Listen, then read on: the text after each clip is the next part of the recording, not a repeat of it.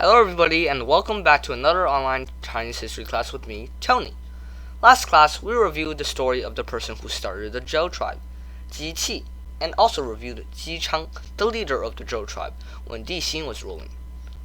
We talked about Jiang Ziya joining up with the Shang Dynasty and overthrowing the Shang Dynasty with the new leader of Zhou, Ji Fa.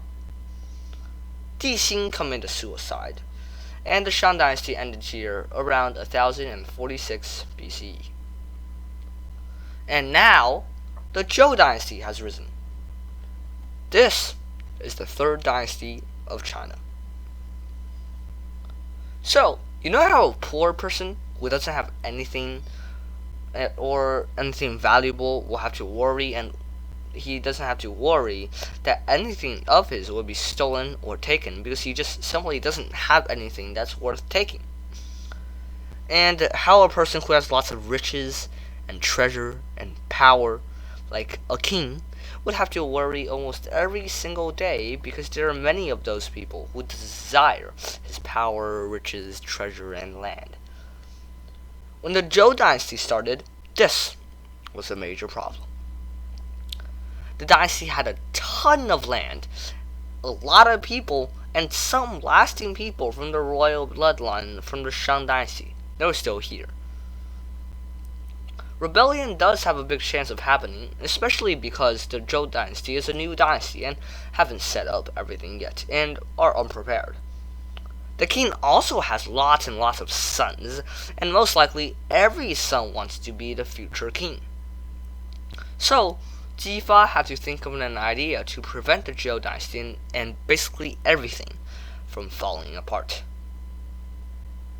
So he and the ministers discussed it, and they decided so that the throne can only be passed down to the king's oldest son, and no one else, not even to the king's brother, what the Shang dynasty did. He also made his sons and other ministers and royal blood feudal princes.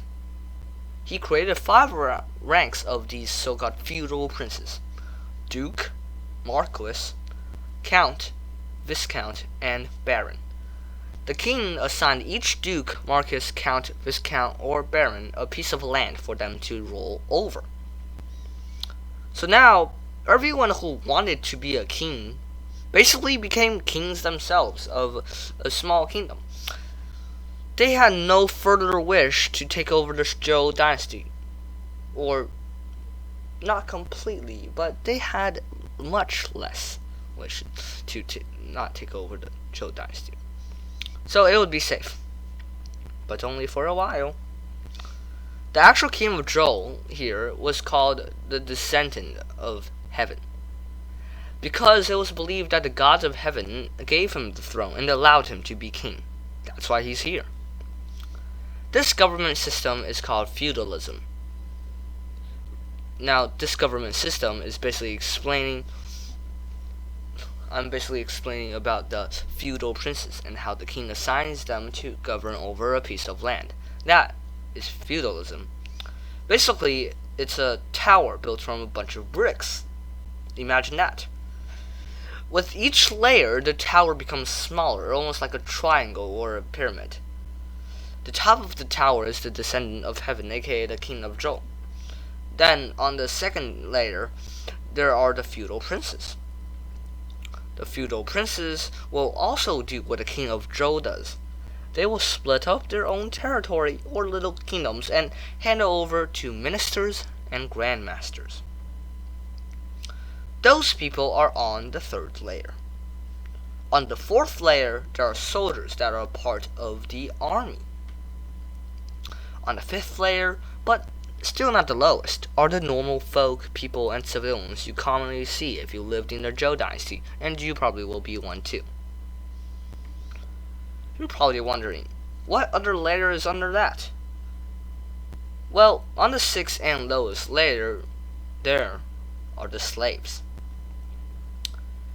This is basically a pyramid.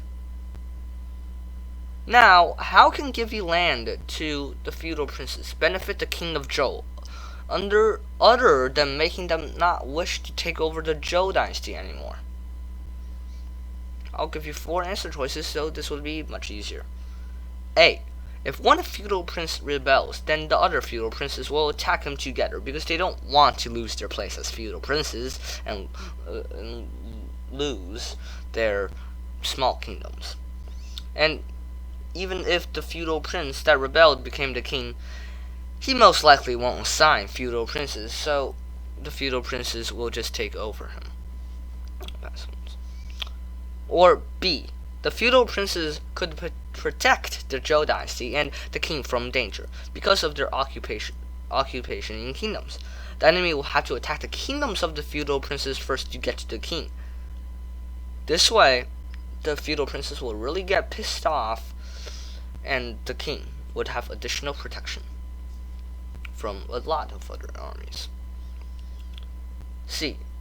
The feudal princes had their own business and politics to take care of, and no sign of betrayal or rebellion would ever show up, and they will see how hard it will be to be a king, and then they will lose all thought of trying to rebel. They will become so loyal to the king that they will basically obey his commands. Or D, the final choice. The feudal princes will have more possibility to have inner warfare with each other than with taking over the Zhou dynasty, because it's how kids argue sometimes. Imagine one kid shouting at another guy. For example, this guy has just said that a TV show or a movie that this guy liked really much sucked. Now that guy, the guy who received that terrible message, would be very mad, and they will have a brawl or something along the lines of that, while basically the kid who is all smart, basically the king, is going to just sit there and enjoy the show because he isn't going to be harmed anytime soon.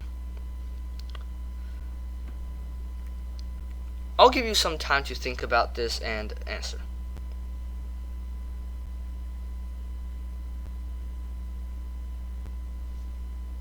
Okay, so the correct answer was B.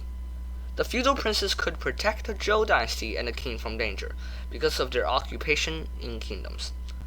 The enemy would have to attack the kingdoms of the feudal princes first to get to the king. This way, the king would have additional protection. And that's it. That's going to be it for today. See you all next time.